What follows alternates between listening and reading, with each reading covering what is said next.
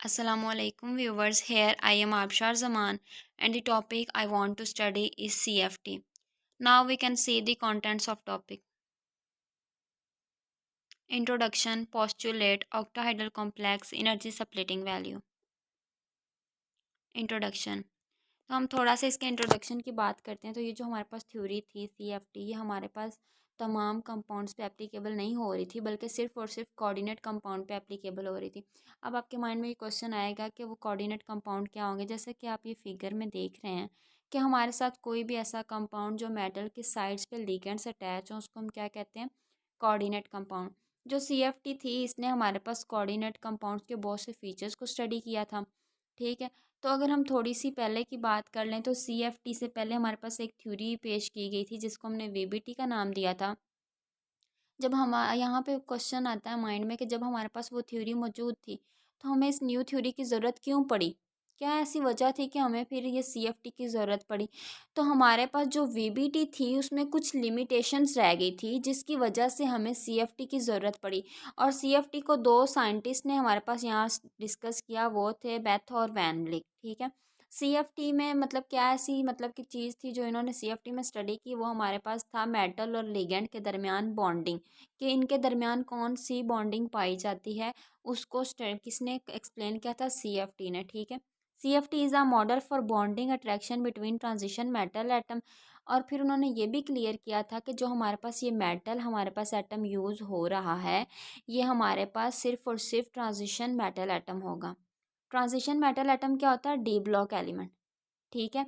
अब हमारे पास it describe the effect of attraction between the positive charge metal and negative charge non bonding ligands. अब इस CFT ने ये भी बताया कि जो हमारे पास जो मेटल है वो पॉजिटिव चार्ज होगा जब जो लिगेंड है इसके ऊपर या तो लॉन पेयर मौजूद होंगे या फिर नेगेटिव चार्ज मौजूद होगा। और इस पॉजिटिव और नेगेटिव नेगेटिव में जो आपस में अट्रैक्शन होगी उसको भी हमारे पास CFT ने स्टडी किया था। अब हम थोड़ा सा इस CFT के पोस्टुलेट्स के बारे में बात कर लेते हैं। तो वो हमारे पास कौन कौन से थे? तो हमारे पास जो इसका पहला पोस्टुलेट था वो था the bond between metal and ligand is purely, यानी कि हमने पीछे बात की तो जो CFT थी उसने मेटल और लिगेंड के दरमियान बॉन्डिंग को स्टडी किया था। अब इन्होंने इसने बता दिया कि उनके दरमियान बॉन्डिंग क्या होगी? आयनिक होगी। जबकि यहाँ पे जो हमारे पास VBT थी उसने ये कहा था कि मेटल और लिगेंड के दरमियान जो बॉन्डिंग होगी वो कोवलेंट होगी। ठीक है। अच्छा, CFT always explain the splitting of D orbital atom. ये पीछे भी मैंने आपको बताया है कि जो CFT है वो सिर्फ और सिर्फ डी ब्लॉक एलिमेंट की ही स्प्लिटिंग को शो करती है, उसको ही मतलब कि डिस्कस करती है, जबकि S और P ऑर्बिटल को वो डिस्कस या स्टडी नहीं करती। आगे CFT सेज देती है electrostatic force between the metal और लिगेंड। फिर CFT ने ये भी कहा कि जो मेटल और लिगेंड उनके दरमियान इलेक्ट्रोस्टैटिक फोर्स पाई जाती है।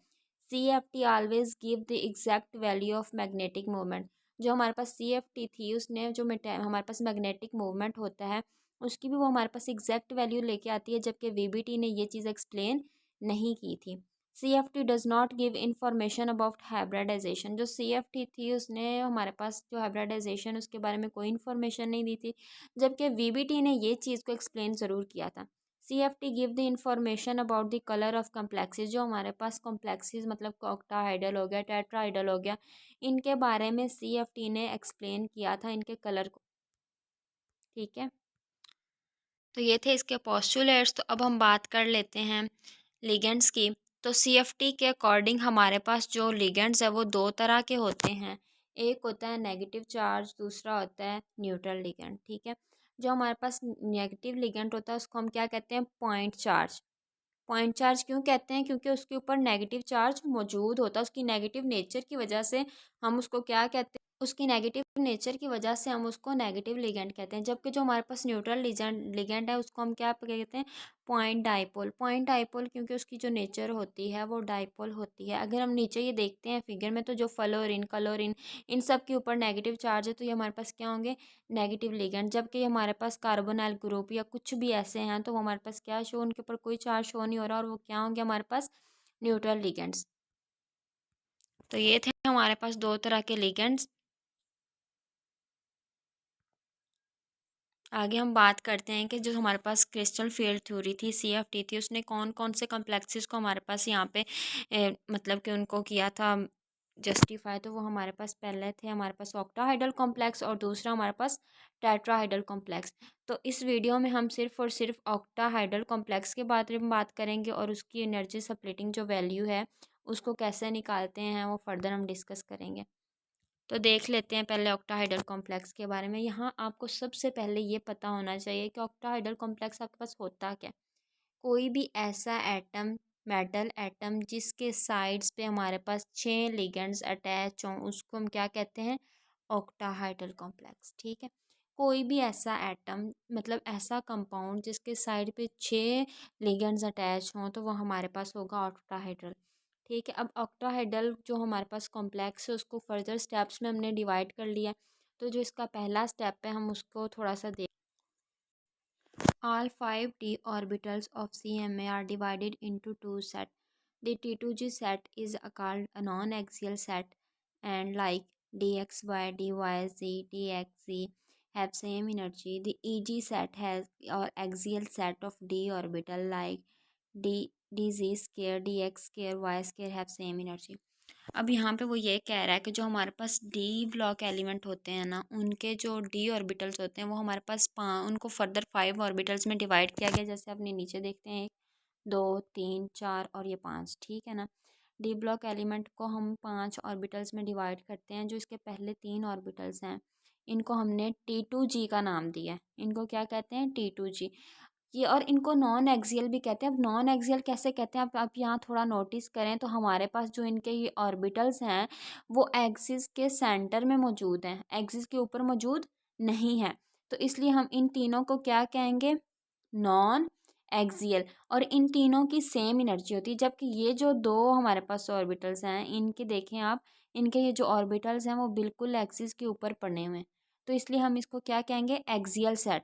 और इन दोनों की सेम एनर्जी होती है। ये था हमारे पास इसका स्टेप फर्स्ट। तो अगर हम स्टेप सेकंड की बात करते हैं तो वो हमारे पास क्या है,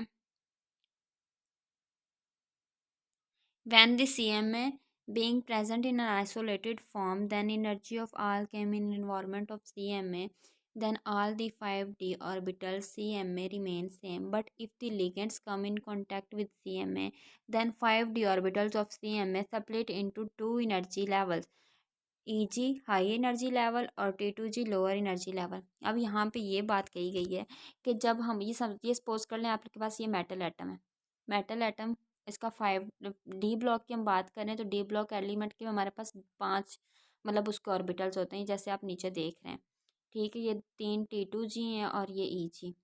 ठीक है, लेकिन यहाँ ये फ्री फॉर्म में, आइसोलेटेड फॉर्म में इसके साथ कोई लिगेंड जब अटैच नहीं होगा तो इनकी सबकी एनर्जी क्या होगी, बिल्कुल सेम होगी। लेकिन जैसे ही ये हमारे पास, इसको हम क्या, ये मेटल है हमारे पास। ठीक है, और जैसे ही हम इसके साथ किसी भी लिगेंड को अटैच कर देते हैं, ये लिगेंड, ठीक है, इसको हमने अटैच किया तो इसकी मतलब कि जैसे ही हमने इसके साथ लिगेंड को अटैच किया तो ये जो हमारे पास डी ब्लॉक एलिमेंट थे ये स्प्लिट हुए और इनकी एनर्जी जो थी वो बढ़ गई।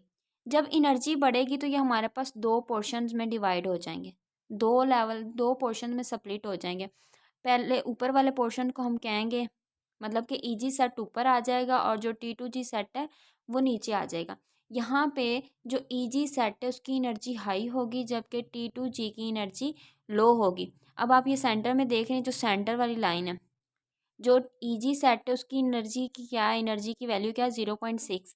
ठीक है, और इसको आप डेल्टा नॉट कहते हैं, जो साइड पे आपके पास है इसको डेल्टा नॉट। और जब T2g की बात करें तो उसकी एनर्जी क्या है, 0.4। यहाँ पे ये -0.4 है। ठीक है, अभी जो सेंटर में आपको लाइन शो हो रही है ये इन दोनों की एनर्जी के दरमियान जो डिफरेंस होगा उसको शो करेगा। ठीक है, तो ये हम इसको हम क्या कहेंगे, एनर्जी डिफरेंस। समझ आ गई कि जब हमारे पास, मैं यही ओवरऑल कहना चाहती हूँ कि जब हमारे पास फ्री फॉर्म में हमारे पास होगा, आइसोलेटेड फॉर्म में डी ऑर्बिटल्स होंगे तो उनकी एनर्जी सेम होगी। लेकिन जैसे ही कोई लिगेंड अटैच होगा और वो स्प्लिट कर जाएंगे हाई एनर्जी लेवल पे, उनकी एनर्जी चेंज हो जाएगी, मतलब बढ़ जाएगी। एनर्जी चेंज होने की वजह से वो हमारे पास दो पोर्शंस में डिवाइड हो जाएंगे। हमारे पास Eg की एनर्जी हाई हो जाएगी और T2G की एनर्जी जो होगी वो लो हो जाएगी। ठीक है, तो इस तरह जो Eg ऑर्बिटल्स हैं वो ऊपर आ जाएंगे और T2G नीचे। ठीक है, तो अब हम बात कर लेते हैं इसके स्टेप 3 की। हाँ जी, तो energy difference between the these two splitting set of D orbitals is called the crystal field splitting energy difference. मैंने आपको पीछे बताया कि वो जो सेंटर वाली लाइन होती है दोनों ऑर्बिटल्स के दरमियान, Eg और T2G के दरमियान, एनर्जी के दरमियान जो वो सेंटर वाली डॉटेड लाइन है उसको हम क्या कहते हैं, एनर्जी डिफरेंस। तो वही ये बता रहे हैं। अब स्टेप 3 में हमारे पास क्या है, स्टेप 3 में arrangement of D N configuration. अब यहाँ पे डी एन कॉन्फ़िगरेशन क्या है, डी तो हमारे पास डी ऑर्बिटल की बात करें, लेकिन ये जो साथ एन है वो हमारे पास नंबर ऑफ इलेक्ट्रॉन को शो कर रहे हैं। कॉन्फ़िगरेशन ऑफ सी एम में split into set of D orbital we have defined the electrochemical series. अब यहाँ पे हमारे माइंड में क्वेश्चन आता है कि भाई ये इलेक्ट्रोकेमिकल सीरीज़ क्या होती है। इलेक्ट्रोकेमिकल सीरीज़ हमारे पास कोई भी ऐसी सीरीज़ जिसमें लिगेंड्स को अरेंज किया जाता है उनकी रिएक्टिविटी की बेस पे। अब ये देखें, मतलब कि जो हमारे पास आयोडीन है वो लेस रिएक्टिव होगा, लेकिन ये देखो कार्बोनाइल ग्रुप ये हमारे पास ज़्यादा रिएक्टिव है। मतलब कि कोई भी लिगेंड है उसको रिएक्टिविटी की बेस पे अरेंज किया गया है तो उसको हम क्या कहेंगे, स्पेक्ट्रोकेमिकल सीरीज़। ठीक है, तो इसमें ये कहा गया कि तीसरे स्टेप में हमने एलिमेंट्स को स्पेक्ट्रोकेमिकल सीरीज़ के तौर पे मतलब कि अरेंज करना है। और इसमें इसमें हम ये देखेंगे कि हमने इलेक्ट्रॉन की फिलिंग कैसे करनी। पीछे तो हमने ये देखा कि हमारे पास कैसे एनर्जी एनर्जी लेवल की बेस पे उनको अरेंज किया गया ब्लॉक्स को, ठीक है, ऑर्बिटल्स को, कि Tg को ऊपर रखा गया, Ttg के नीचे रखा गया। लेकिन यहाँ पे हम देखेंगे कि इलेक्ट्रॉन की फिलिंग कैसे होगी। तो हमारे पास यहाँ भी लिगेंड्स को दो तरह से बताया गया है। जो हमारे पास स्ट्रॉन्ग लिगेंड्स होंगे, जो हमारे पास स्ट्रॉन्ग लिगेंड होंगे वो हमारे पास उसमें स्प्लिटिंग जो होगी वो ज़्यादा होगी। जैसे कि हमने पीछे देखा था कि ये हमारे पास Eg ग्रुप था, ठीक है, ये हमारे पास T2G ग्रुप था। अब इनके दरमियान स्ट्रॉन्ग रिएजेंट में जो डिफरेंस होगा वो बहुत ज़्यादा होगा। डिफरेंस ज़्यादा होने की वजह से जो इलेक्ट्रॉन होंगे वो Eg सेट पे जाने के लिए उन्हें मुश्किल होगी। वो पहले ये वाली चीज़ फिल करेंगे, मतलब T2G सेट को फिल करेंगे, देन वो Eg पे मूव करेंगे। ऐसे ही अगर हम वीक लिगेंड की बात कर लें तो उनके ये Eg और T2G सेट के दरमियान जो डिफरेंस होगा वो बहुत कम होगा। ठीक है, और जो स्प्लिटिंग होगी वो कम होगी। स्प्लिटिंग जब कम होगी, डिफरेंस कम होगा, तो जो पेयरिंग होगी उसका सीन नहीं होगा। ठीक है, इलेक्ट्रॉन इधर सिंगल सिंगल फिल हो गए वो Eg पोर्शन पे मूव कर जाएंगे। ठीक है, तो आगे ये फर्दर हम एग्जाम्पल के साथ डिस्कस करते हैं तो वहाँ आपको ज़्यादा समझ आएगी। तो जो हमारे पास यहाँ पे हमारे पास स्ट्रॉन्ग मतलब लिगेंड्स हैं वो कौन से होंगे, कार्बोनाइल जैसे वाटर हो गया। और अगर हम वेक की बात कर लें तो फ्लोरीन, क्लोरीन, जैसे ऊपर आप फिगर में भी देख रहे हैं कि बहुत ही कम इसकी रिएक्टिविटी आयोडीन की, तो वो पहले फिर ब्रोमीन है, देन आगे मूव कर रहे हैं। और कार्बोनाइल ग्रुप सबसे ज़्यादा रिएक्टिव है इसलिए वो सबसे आखिर पे। ठीक है, तो आगे हम देख लेते हैं इनकी एग्जाम्पल भी और सब कुछ। आगे है arrangement of D n electronic configuration is splitting set of d orbit under weak ligands are represented as. आगे arrangement of D n electronic configuration of C M A in the splitting set of D orbital under strong ligand. अब यहाँ पे उन्होंने strong ligands में electron की filling को बताया और यहाँ पे वीक लिगेंड्स में। अब हमारे पास यहाँ टोटल इलेक्ट्रॉन्स कितने हैं, 1 2 3 4 और 5। 5 इलेक्ट्रॉन्स की बात कर रहे हैं, मतलब D5 की बात कर रहे हैं। ठीक है, अब यहाँ पे देखते हैं 5 इलेक्ट्रॉन थे और ये स्ट्रॉन्ग लिगेंड है। हमने पीछे भी कहा कि स्ट्रॉन्ग लिगेंड में जो स्प्लिटिंग होती है ज़्यादा होती है, मतलब कि उनके दरमियान जो डिफरेंस होता है वो क्या होता है, ज़्यादा होता है। और इलेक्ट्रॉन ऊपर जल्दी मूव नहीं करते, मतलब Eg में इलेक्ट्रॉन, Eg सेट पे इलेक्ट्रॉन जल्दी मूव नहीं करते। अब हमारे पास 5 इलेक्ट्रॉन हमने कैसे फिल करना है, पहले एक इलेक्ट्रॉन फिल कर दिया, देन 2, देन 3, और उसके बाद इलेक्ट्रॉन ऊपर नहीं जाएंगे, फिर दोबारा पेयरिंग करना स्टार्ट हो जाएंगे। 1 मतलब 4 और ये 5 फिल हो गया। अगर हम वीक में बात करें सेम की T5 की बात करते हैं तो हमारे पास क्या होगा अरेंजमेंट, इसमें जो स्प्लिटिंग होगी मतलब वो कम होगी, डिफरेंस कम होगा। इन दोनों ऑर्बिटल्स के दरमियान डिफरेंस जो होगा वो बहुत कम होगा। हाँ, तो यहाँ पे डिफरेंस कम होने की वजह से जो हमारे पास इलेक्ट्रॉन होंगे वो Eg सेट पे मूव कर जाएंगे। इजीली। अब देखें 5 इलेक्ट्रॉन थे, एक फिल हुआ, देन 2, देन 3 और देन ये ऊपर मूव कर जाएंगे 4 एंड 5। ठीक है, आपको पता चला स्ट्रॉन्ग और वीक में फ़र्क, कि स्ट्रॉन्ग में हमारे पास इलेक्ट्रॉन ऊपर मूव तब करेंगे जब ये वाला पोर्शन पूरा फिल हो जाएगा, लेकिन वीक में क्या, चाहे वो सिंगल ही फिल हो रहे हैं, पेयरिंग में नहीं फिल हो रहे, लेकिन वो ऊपर मूव कर जाएंगे, क्योंकि यहाँ पे जो हमारे पास डिफरेंस होगा वो स्मॉल होगा और यहाँ पे स्प्लिटिंग और डिफरेंस क्या होगा, लार्ज होगा। तो आपको इतनी समझ आ गई होगी, हम आगे इसकी कुछ और एग्जांपल्स मतलब डिस्कस कर लेते हैं। तो देखें यहाँ पे हमारे पास ये वाला जो होगा ना, ऊपर वाला जो पोर्शन, इसको हम वीक, ये वीक लिगेंड्स की बात हो रही है इसमें, और इसमें क्या हो रही है, स्ट्रॉन्ग लिगेंड्स की बात हो रही है। अब यहाँ पे कितने इलेक्ट्रॉन है, अगर हम 4 इलेक्ट्रॉन्स की बात करें, 4 इलेक्ट्रॉन वीक में, तो वो क्या होंगे, ये हमारे पास T2G ग्रुप है, ये हमारे पास नीचे वाला ये T2G ग्रुप और ये EG ग्रुप है। ठीक है, तो अब हम इलेक्ट्रॉन की फिलिंग करते हैं। अगर हमारे पास इलेक्ट्रॉन होंगे 4, तो वो कैसे अटैच होंगे, 1 2 3 और एक ऊपर चला गया 4, क्योंकि इनके दरमियान डिफरेंस कम है तो इलेक्ट्रॉन ऊपर इजीली मूव कर जाएंगे। अब अगर हम 5 इलेक्ट्रॉन की बात कर लेते हैं, तो 1 2 3 4 और 5। ठीक, अगर हम 6 की बात कर लेते हैं, तो हमारे पास क्या होगा, 1 2 3 4 5 और एक 6 नीचे। ठीक है, अब नीचे पेयरिंग स्टार्ट हो जाएगी। अगर हम 7 की बात करें, तो 1 2 3 4 5 एंड देन 6 और 7। ठीक है, आपको पता चल गया वीक में। अब आप फिलिंग कर लेंगे, अगर हमारे पास मेटल के साथ वीक लिगेंड अटैच हो तो उसमें इलेक्ट्रॉन की फिलिंग ऐसे होगी, और अगर हमारे पास स्ट्रॉन्ग हो तो फिर क्या होगी, ये देखें शो भी हो रहा है, वहाँ पे डिफरेंस क्या है, कम है, यहाँ पे डिफरेंस क्या है, ज़्यादा है। डिफरेंस ज़्यादा है तो इलेक्ट्रॉन ऊपर जल्दी मूव नहीं करेगा जब तक नीचे सारे इलेक्ट्रॉन्स फिल ना हो जाएं। अब देखें, अगर इलेक्ट्रॉन 4 हो तो 1 2 3 और फिर 4।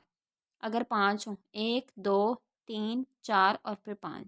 अगर 6 हो, 1 2 3 4 5 6। अगर 7 हो, 1 2 3 4 5 6 और एक ऊपर 7। अब ऊपर क्यों मूव किया, क्योंकि नीचे जो थी इलेक्ट्रॉन की फिलिंग क्या हो गई है, कंप्लीट हो गई, इसलिए अब वो ऊपर मूव कर जाएगा। तो ये थी हमारे पास इलेक्ट्रॉन की फिलिंग। आगे हम बात करते हैं स्टेप 5 की, तो उसमें हम क्या चीज़ फाइंड करेंगे, मतलब क्या चीज़ डिस्कस करेंगे।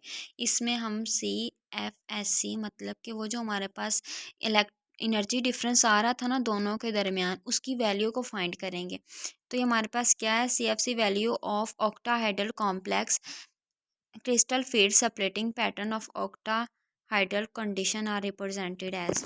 अब देखें मेरी बात सुने, हमने अब क्या फाइंड करना है, ये वैल्यू, सेंटर वाली वैल्यू, इसको हमने डिस्कस करना है। ठीक है, अब देखें हमारे पास जो मैंने आपको बताया था कि जो हमारे पास T2G ग्रुप है उसकी एनर्जी क्या होगी, -0.4 होगी। और अगर हमारे पास जो हमारे पास EG ग्रुप है उसकी एनर्जी क्या होगी, हमारे पास उसकी एनर्जी 0.6 होगी। ठीक है, और इसके साथ हमारे पास हम इन ये देखें यहाँ लिखा हुआ है, total energy release due to extraction of electron in T2G set is equal to 0.4 delta naught into X. अब ये एक्स क्या है, number of electron in T2G group, उसको हम किससे रिप्रेजेंट कर रहे हैं, एक्स के साथ। और जो हमारे पास ये वाई क्या है, वो हमारे पास total number of electron in EG group. अब जितने इलेक्ट्रॉन यहाँ पे होंगे उनको हम मल्टीप्लाई कर देंगे 0.-0.4 के साथ, और जितने इलेक्ट्रॉन हमारे पास EG सेट में होंगे उनको हम मल्टीप्लाई कर देंगे 0.6 के साथ। ठीक है, ठीक है, तो अगर हम अब इसके फॉर्मूले की बात कर लेते हैं कि मतलब इसकी ये वैल्यू फाइंड करने का प्रॉपर फार्मूला क्या है, तो वो ये देखें।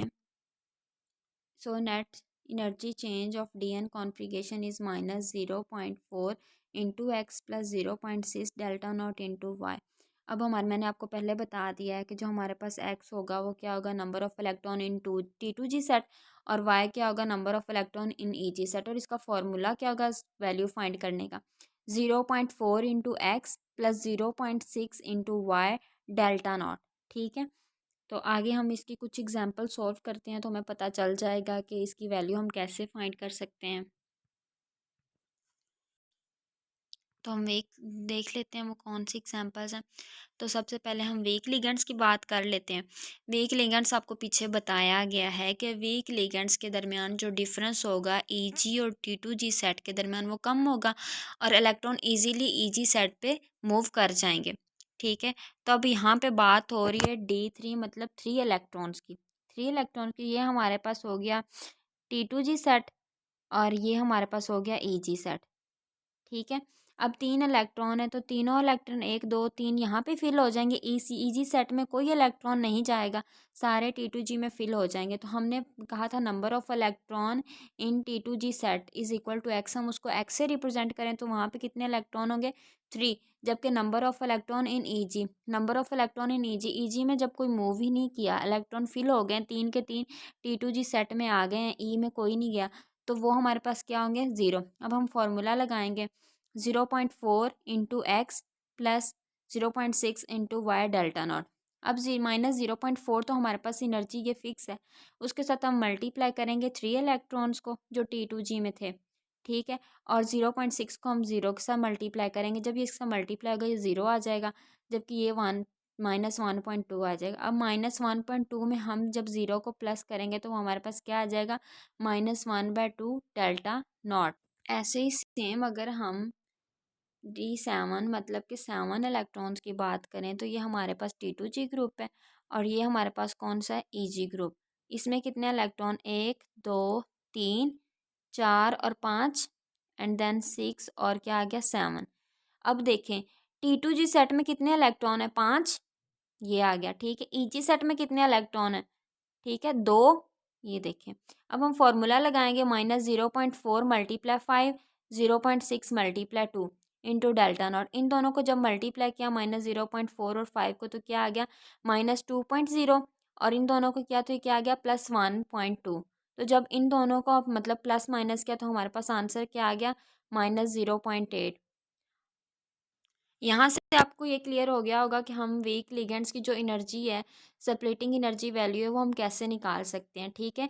आपको वो कैसे आइडिया होगा, जस्ट आपने इलेक्ट्रॉन की फिलिंग पे गौर करना और फार्मूला अप्लाई कर देना, तो आप इजीली मतलब कि ये निकाल सकते हैं इसकी वैल्यू को। आगे मूव करते हैं। आगे में बताया गया है कि जो हमारे पास स्ट्रॉन्ग लिगेंड्स होंगे उसकी एनर्जी को हम कैसे फाइंड कर सकते हैं। तो देखते हैं स्ट्रॉन्ग लिगेंड। हमारे पास मैंने आपको बताया था स्ट्रॉन्ग लिगेंड में क्या होता है कि हमारे पास जो T2G और EG जो सेट होता है उनके दरमियान डिफरेंस बहुत ज़्यादा होता है। इलेक्ट्रॉन जल्दी EG पे मूव नहीं करते जब तक नीचे पेयरिंग कंप्लीट नहीं हो जाती। यहाँ पे पेयरिंग होती है। ठीक है। वहाँ पे पेयरिंग इस केस में होगी जब टोटली ऊपर और नीचे इलेक्ट्रॉन फिल हो जाएंगे देन पेयरिंग स्टार्ट होगी, लेकिन यहाँ पे पहले पेयरिंग होती है देन इलेक्ट्रॉन EG ग्रुप में मूव करते हैं। ठीक है। यहाँ हमारे पास 4 इलेक्ट्रॉन्स की बात हो रही है, तो ये हमारे पास था T2G ग्रुप और ये हमारे पास EG। इन दोनों के दरमियान अच्छा खासा डिफरेंस है। ठीक है। तो अगर हम 4 इलेक्ट्रॉन्स की बात करें तो हमारे पास 1 2 और 3 इलेक्ट्रॉन और चौथा भी यहाँ पे ही आ जाएगा। अच्छा, ये 4 इलेक्ट्रॉन हमारे पास T2G ग्रुप में हो गए फिल, जबकि EG ग्रुप में हमारे पास कोई इलेक्ट्रॉन नहीं है। तो हम यहाँ लिखेंगे number of electron in T2G set X is equal to 4 और number of electron in EG is equal to 0। अब EG में हमारे पास कोई इलेक्ट्रॉन नहीं तो हम क्या कह देंगे 0। लेकिन यहाँ पे आपने पेयरिंग भी के बारे में भी बताना है कि कितनी पेयरिंग हुई है। तो यहाँ पे क्या हमारे पास एक ही पेयर बन रहा है, एक pair of electron. Number of pairing electron कितने हैं हमारे पास 1। तो अब फॉर्मूला लगाएंगे स्ट्रॉन्ग के लिए, हमारे पास फॉर्मूला ये यूज़ होगा 0.4 into X plus minus 0.6 into Y delta naught plus NP। N हमारे पास क्या नंबर और P हमारे पास पेयरिंग इलेक्ट्रॉन। ठीक है। अब हमारे पास हमारे जो एक्स था मतलब कि नंबर ऑफ इलेक्ट्रॉन्स जो थे T2G ग्रुप में वो कितने थे 4, ये -0.4 से मल्टीप्लाई हो जाएगा। और EG में हमारे पास 0 इलेक्ट्रॉन थे तो वो हमारे पास क्या हो जाएगा 0.6 के साथ मल्टीप्लाई, और यहाँ पे हम 1 पेयर था हमारे पास तो हम 1 पेयर लिख देंगे।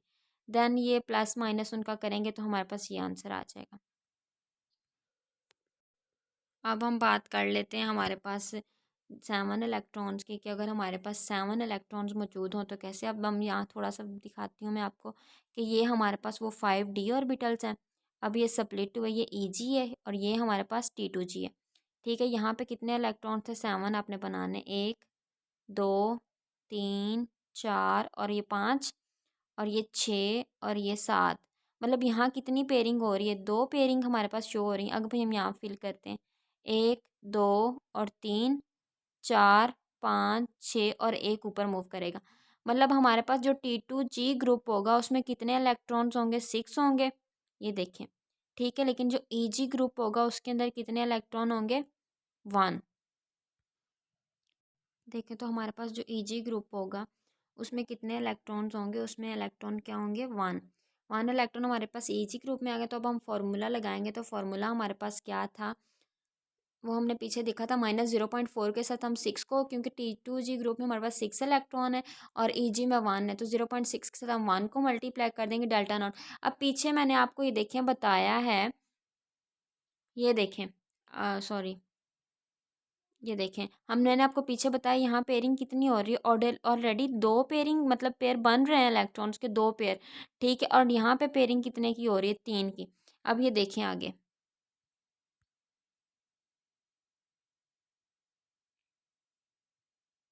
हमने उस पेयरिंग में से जो टोटल पेयरिंग होगी, मतलब हमारे पास आगे T2G में 3 पेयरिंग हुई, मतलब 3 इलेक्ट्रॉन पेयर में रहे, और जो हमारे पास पीछे थी, मतलब कि जब हमने बात की, मतलब कि जहाँ D ऑर्बिटल में हमारे पास मौजूद थे, तो वहाँ 2 पेयरिंग हो रही थी इलेक्ट्रॉन्स की। तो हम ये टोटल 3 में से 2 को माइनस कर लेंगे, तो हमारे पास क्या आ जाएगी, 1, ठीक है। तो इस तरह इनका प्लस माइनस लेंगे तो एंड पे आपके पास ये आंसर आ जाएगा। आई होप आपको समझ आई होगी कि हम कैसे इलेक्ट्रॉन्स को अरेंज करते हैं, इसमें T2G ग्रुप में कैसे, Eg में ग्रुप कैसे करते हैं, फिर इलेक्ट्रॉन की अरेंजमेंट कैसे होती है, फिर उनकी हम एनर्जी की स्प्लिटिंग वैल्यू कैसे निकाल सकते हैं। आगे फर्दर जो हमारे पास इसकी टेट्राहाइड्रल कॉम्प्लेक्स थी वो आप नेक्स्ट वीडियो में डिस्कस करेंगे। वो एग्जैक्ट होती तो सेम है लेकिन वो थोड़ी सी ऑपोजिट होती है, ठीक है। होती इससे मिलती जुलती लेकिन वो थोड़ी सी ऑपोजिट होती है, तो वो आप नेक्स्ट वीडियो में देखेंगे। तो आज के लिए इतना ही। Thank you so much for watching my video. I hope आपको समझ आई होगी।